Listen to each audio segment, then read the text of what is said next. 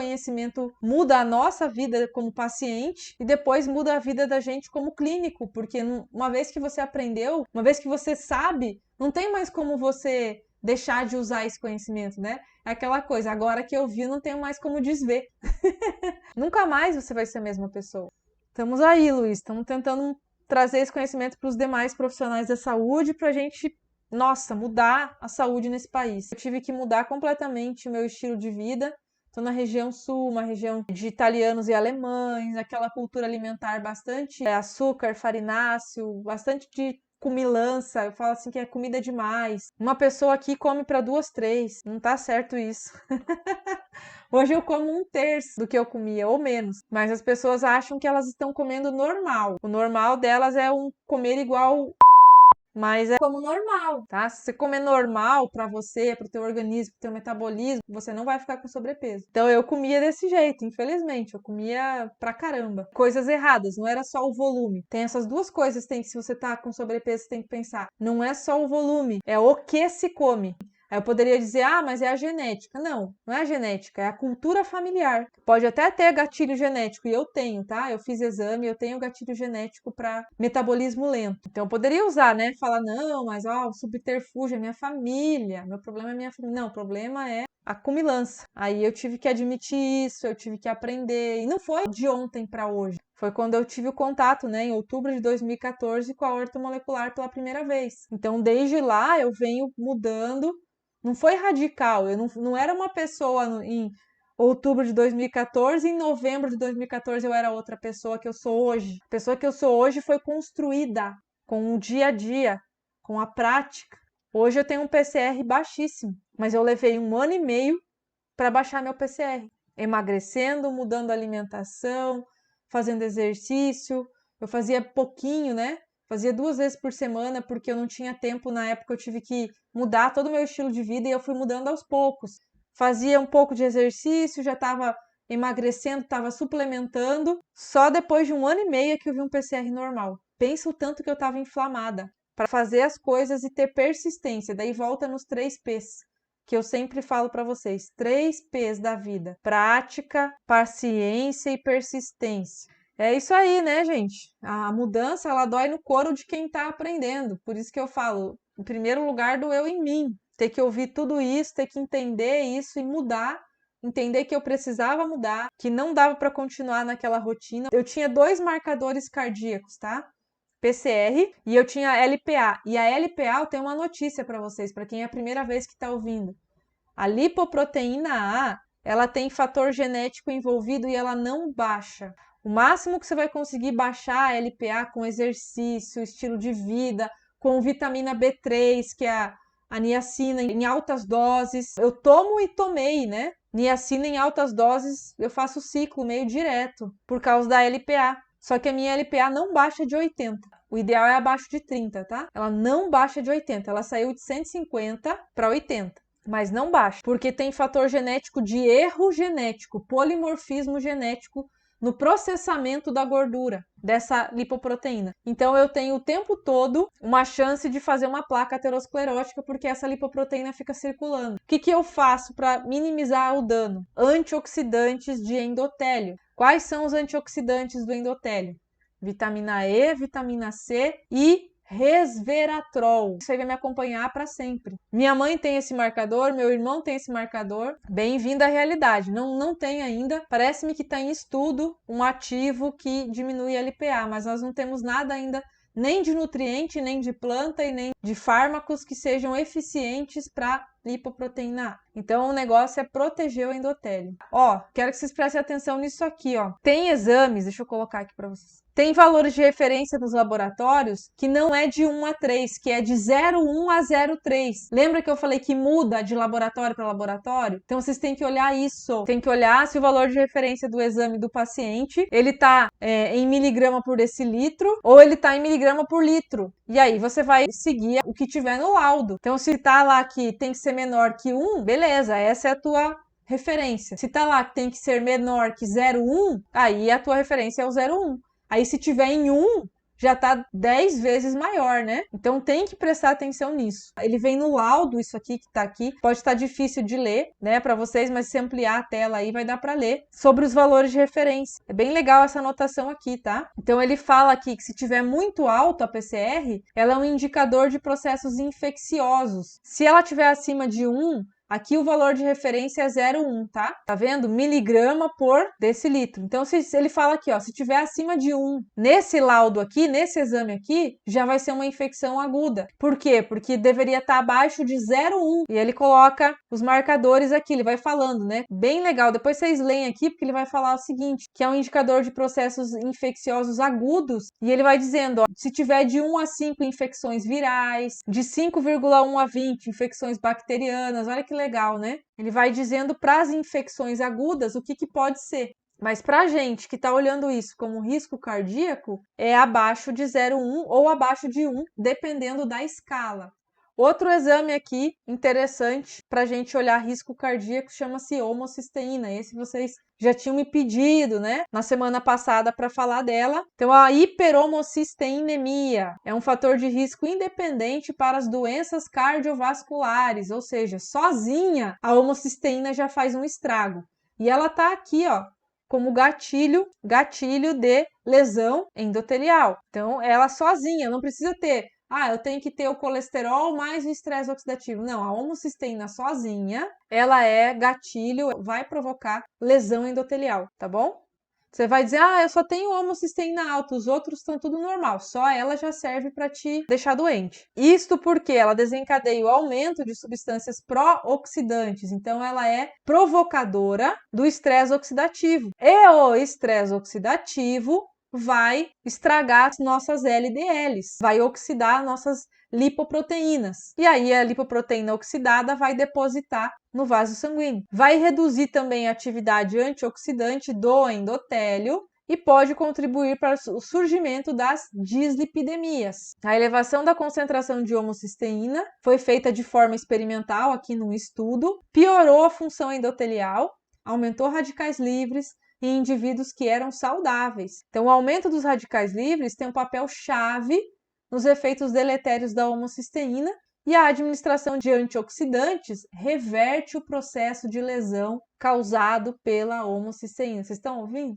Antioxidantes reverte os processos de oxidação provocados pela homocisteína. Então, eu tenho que baixar a homocisteína? Sim, com certeza. Então, aqui, se não me engano, foi a Paula. Quem foi que falou que baixou a homocisteína? Baixar a homocisteína é fundamental. Então, você vai descobrir como é que baixa.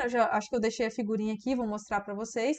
Mas antioxidar, quem tem homocisteína alta, é muito importante. Então, aquela história de usar os antioxidantes de endotélio é muito importante. Além de usar as substâncias para baixar a homocisteína. Então, ó, aqui tem uma figurinha, eu sei que é terrível, né? Para quem bate o olho num negócio cheio de flecha, é sempre terrível. Mas aqui, ó, eu tô mostrando para vocês como que aqui tá a homocisteína aqui no meio, ó. A homocisteína, como ela é formada? Ela é um lixo metabólico dos aminoácidos, principalmente a metionina. Então, se a gente consome muita metionina, a gente tem a tendência a provocar um aumento da homocisteína. E a homocisteína, ela também, metabolicamente, ela pode ser transformada pelo corpo em metionina.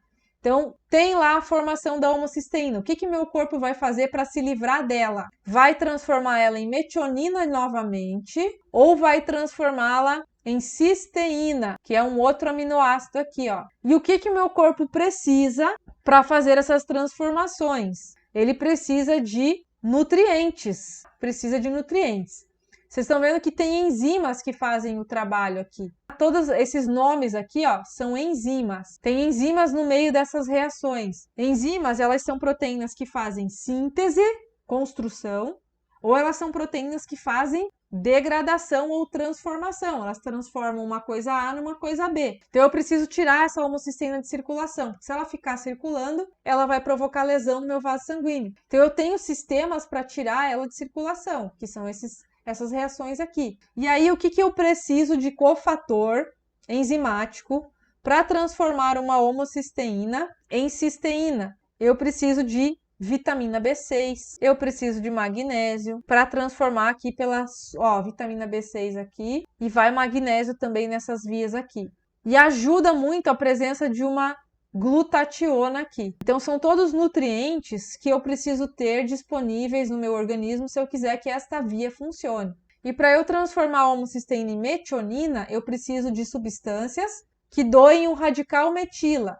Tá? Preciso de substâncias que doem. Quais substâncias podem doar um radical metila para participar dessa reação aqui? Tem uma chamada SAMe, S-adenosilmetionina. Tem outra substância que doa radical metila, chamada de betaína. Então, quando eu quero baixar a homocisteína dos meus pacientes, o que eu vou fazer? Eu vou prescrever B6, magnésio, SAMe, ou betaína. O que mais que é fundamental aqui, o que está desse lado? O ciclo da metilação do ácido fólico e da vitamina B12. Então, eu preciso de metilfolato e metilcobalamina. E tem uma enzima aqui, ó, que está em amarelinho, que faz a metilação do folato. E esta enzima, gente, muitas pessoas têm polimorfismo, ou seja, tem defeito nesta enzima.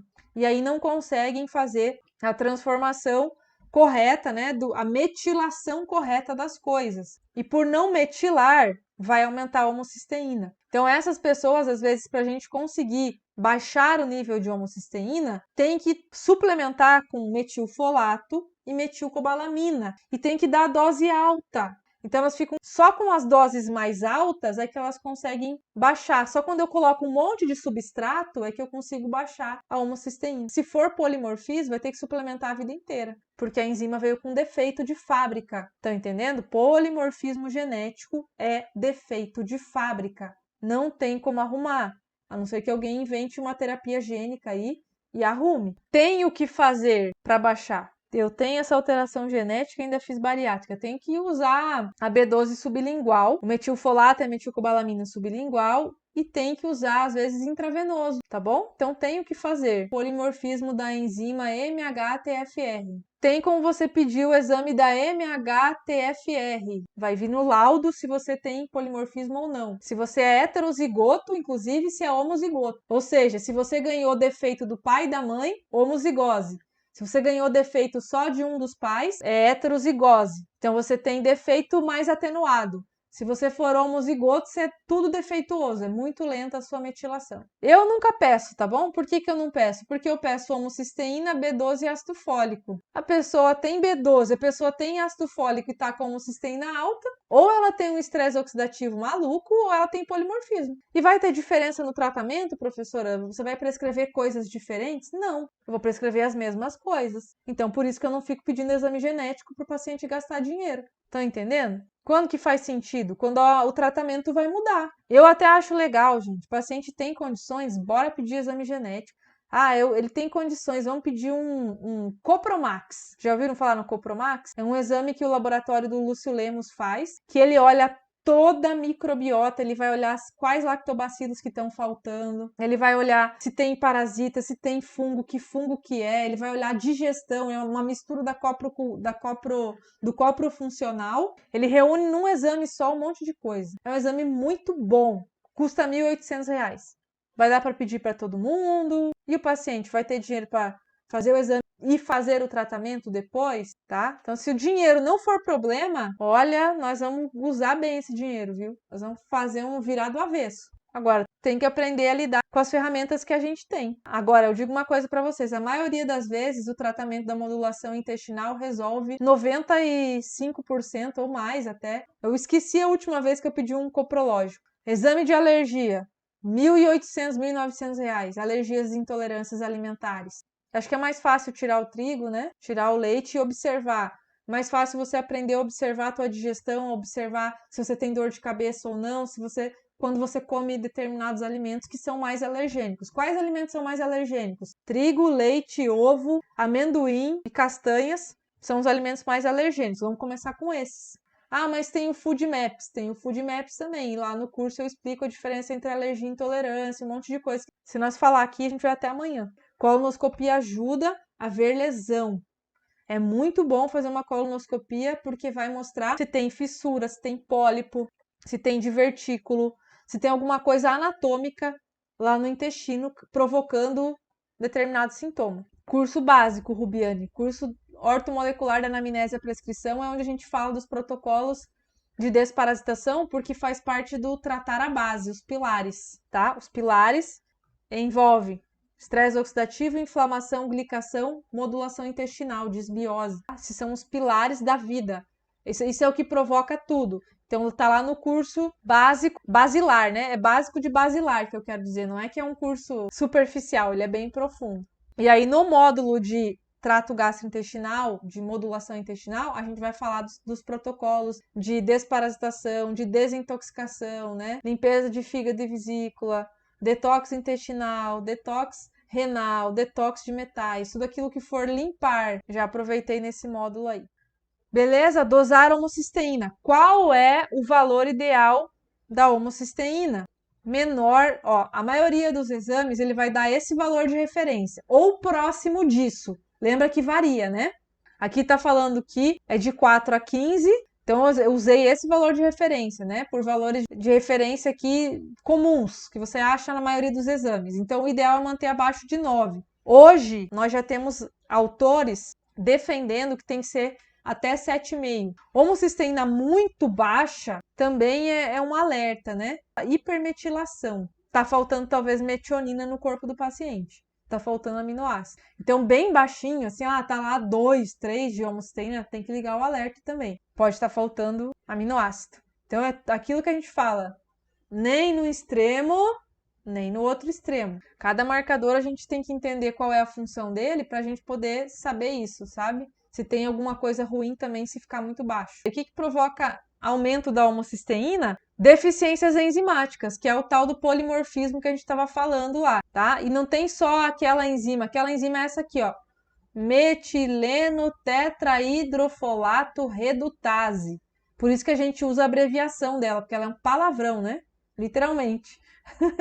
E aí tem outras enzimas que estão aqui, ó, que você também pode ter mutações. Que mais? Deficiências de vitaminas, por isso que a gente pensa logo em repor folato, B6, B12. Melhorar o equilíbrio dos aminoácidos, eu colocaria aqui equilíbrio, tá? Porque o excesso é pior e a falta da metionina é ruim e o excesso da metionina é ruim. Tá? Essa figurinha que eu tirei de um artigo. Características demográficas. Quanto mais velho você fica pior os teus processos enzimáticos e você aumenta a chance de ter aumento da homocisteína. O sexo masculino foi premiado, né? Homens têm mais tendência a homocisteína alta. Tabagismo, sedentarismo. Então tem alguns fatores aqui demográficos. Condições clínicas, preste atenção nisso. Doenças que estão nesta lista tendem a aumentar a homocisteína. E medicamentos que estão nesta lista tendem a aumentar a homocisteína.